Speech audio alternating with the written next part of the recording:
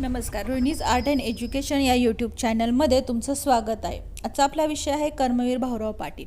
कर्मवीर भाऊराव पाटील यांचा जन्म त्यांच्या आजोळी कोल्हापूर संस्थानातील कुंभोज गावी 22 सप्टेंबर 1887 रोजी झाला. ते येतवडे बुद्रुक येथील पाटील घराण्यातील होते. हे घराणे धार्मिक प्रवृत्तीचे व सुसंस्कृत होते.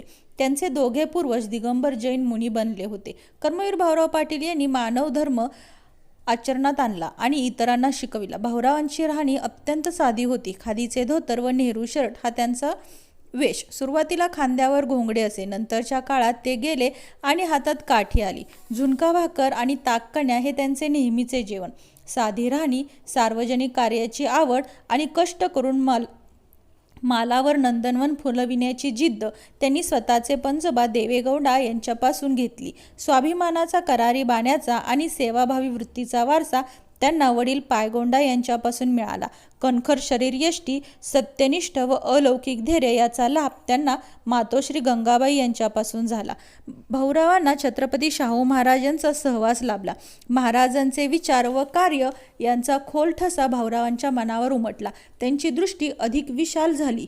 दलित व उपेक्षित समाजाबद्दल त्यांना अधिक करुणा वाटू लागली. त्यांच्या हक्कासाठी व उद्धारासाठी झगडण्याचे विचार भाऊरावांच्या मनात घोळू लागले. स्वतःच्या विद्यार्थी दशेपासूनच भाऊरावांनी दलितांच्या व उपेक्षितांच्या शिक्षणाचे कार्य हाती घेतले. कष्टाळू, धाडसी व प्रामाणिक भाऊरावांना मुंबई येथील झवेरी शेठ माणिकचंद पानचंद यांनी मोती पारखण्याची कला शिकविण्याचा प्रयत्न केला. भाऊरावांना त्यात रस वाटेना. निर्जीव मोती पारखण्यापेक्षा सजीव मोत्यांची पारख करण्यासाठी भाऊरावांचा जन्म झाला होता. त्यानंतर त्यांनी सातारा येथे खाजगी शिकविण्या करू लागले व पाटील मास्तर म्हणून ते प्रसिद्धीस आले. सन 1909 मध्ये दुधगाव येथे ग्रामस्थांच्या मदतीने भाऊरावांनी दुधगाव विद्यार्थी आश्रम सुरू केला. हा शैक्षणिक प्रयोग चांगलाच यशस्वी झाला. सन 1913 ते 14च्या सुमारास भाऊरावांनी कोरेगाव येथील शेतकऱ्यांना संघटित करून त्यांची सहकारी संघटना स्थापन केली. शेतकऱ्यांच्या हिताकडे भाऊरावांचे सतत लक्ष असे. भाऊरावांनी काही काळ विमा एजंट म्हणून काम केले. त्या काळात धनिकांचे मोठ्या रकमेचे विमे त्यांनी शैक्षणिक संस्थांच्या नावाने करून घ्यायला लावले. सन 1914 ते 1916 या कालावधीत भाऊरावांनी ओगले ग्लास वर्क्सचे व 1916 ते 1921 या कालावधीत किर्लोस्कर ब्रदर्सचे त्यांच्या लोखंडी कारखान्याचे पहिले विक्रेते प्रतिनिधी म्हणून यशस्वी काम केले. भाऊराव यांच्यापुढे महात्मा फुले यांचा आदर्श होता. त्यांनी फुल्यांचे कार्यच पुढे चालविले. त्यांनी सत्यशोधक समाजाच्या चळवळीत सक्रिय भाग घेतला व प्रभावी कार्य केले. आपल्या ओजस्वी वक्तृत्वाने भाऊरावांनी ग्रामीण महाराष्ट्र हलवून सोडला. प्रचारासाठी त्यांनी तमाशा व जलसे यांचाही भाग घेतला. अडचणीच्या प्रसंगी त्यांनी ढोलकेही वाजवले. समाज प्रबोधनाची अशी एकही संस्था, सभा, परिषद, चळवळ किंवा व्याख्यानमाला आढळणार नाही की ज्यामध्ये भाऊरावांचे श्रम खर्ची पडले नाहीत. समाजातील विषमता व अनिष्ट रूढी यांच्या विरुद्ध बंड पुकारणे हा त्यांचा पिंड होता. अस्पृश्यतेविरुद्ध बंड, वर्णव्यवस्थेविरुद्ध बंड, अंधश्रद्धेविरुद्ध बंड, प्रांती प्रपंचाविरुद्ध बंड, जरठकुमारी विवाहाविरुद्ध बंड, कामगारांच्या पिळवणुकीविरुद्ध बंड, सामाजिक व आर्थिक विषमतेविरुद्ध व अन्यायाविरुद्ध बंड, बंडाचा झेंडा हाती घेणे हा भाऊरावांचा स्थायी भाव होता. काले येथे 4/10/1919 रोजी रयत शिक्षण संस्थेची स्थापना झाली. या ठिकाणी संस्थेमार्फत एक वसतिगृह, एक प्राथमिक शाळा व एक रात्रशाळा काढून शैक्षणिक कार्याला प्रारंभ केला. सन 1924 मध्ये रयत शिक्षण संस्थेचे सातारा या जिल्ह्याच्या ठिकाणी स्थलांतर करून तेथे सर्व जाती धर्माच्या विद्यार्थ्यांसाठी एक मिश्र वसतिगृह सुरू केले. या वसतिगृहाचे सन 1927 मध्ये राष्ट्रपिता महात्मा गांधी यांच्या शुभ हस्ते श्री छत्रपती शाहू बोर्डिंग हाऊस असे नामकरण केले. सर्व जाती धर्माची मुले भावंडाप्रमाणे एकत्र राहतात, एकत्र जेवतात व एकत्र काम करून स्वावलंबनाने शिक्षण घेतात. हे पाहून गांधीजी म्हणाले, भाऊराव, साबरमती आश्रमात जे मला जमले नाही ते तुम्ही येथे यशस्वी करून दाखविले आहे. तुमच्या कार्यास माझे आशीर्वाद आहेत. गांधीजी प्रणित हरिजन सेवक संघाकडून या वसतिगृहाला सन 1933 पासून दरसाल 500 रुपये मानधन मिळू लागले.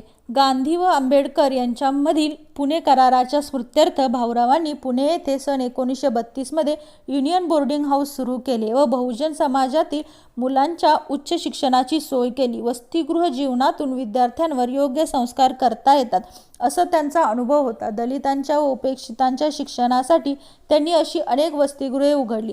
सध्या रयत शिक्षण संस्थेच्या 739 शाखा असून त्यामध्ये सुमारे 16,172 कर्मचारी कार्यरत आहेत. संस्थेच्या 438 शाळा त्यापैकी 26 मुलींच्या शाळा, 17 शेतकी शाळा, 42 महाविद्यालये, 80 वसतिगृहे व 29 मुलींची वसतिगृहे, 8 आश्रमशाळा आहेत. यामध्ये सध्या सुमारे 4,50,000 विद्यार्थी रयत शिक्षण संस्थेच्या विविध शाळा महाविद्यालयात शिक्षण घेतात.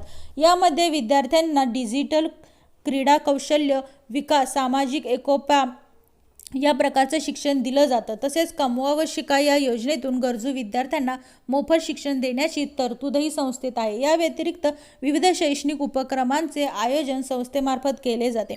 श्री छत्रपती शाहू बोर्डिंगचा खर्च भागविण्यासाठी रोख व धान्य रूपाने भाऊराव मदत गोळा करीत. सुरुवातीला काही वर्ष पुरेशी मदत मिळत नसे. बराच खर्च भाऊरावांना स्वतः करावा लागे.